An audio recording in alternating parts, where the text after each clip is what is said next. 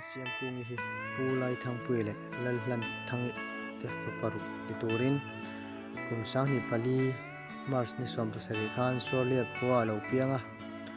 unau pian pui pariat nein chung te su laltran puya rebek lal din moi van laltran kimi van sang kimi van lal siam kima siam kungi mal som kluangi sumi on lal ruat kima yan ni nula siam kungi hi nula fel tak zir na lama thei top chua mi ania ko fan le khotla nga thei top chua ai upate za thiam em mi ani thian ngai na tak le mi pui sui ngai lo ko fan le khotla nga thei top chua nu le pa za em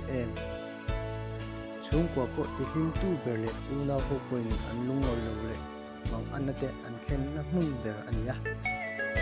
HSLC ka si kuma heya secondary school la azo nuin government college BA department of Mizo second semester zirme ani nula siam kum hi ni kum sang ni le som ni pathum to ba tangkhan khosing neu nein kum sang ni le som ni pali February thla tangkhan ana chu zual zelin Dr. hi tumli lai ronin in lama in enkol mai zela February ni som ni pani khan Kolasi district hospital admit ania azun konga nai tam tak an huchua ka Dr. ten thei top join an enkola thisen ko unit ni lai pek ni in zun kong lampo thale to kan ngai lain Mars ni sari khan achua pa tuyam ki hu swale ania Mars ni riat khan siak chuak tuin Dr. ten roman nai siam lain Mars ni riat khan aron kai tamai sia achua pa tui ompo chu siak ngam talwin Dr. tele nurse ten thei top an chua nuin darkar ni nuwa aron thale ngalin aron har chho hret nin riat ania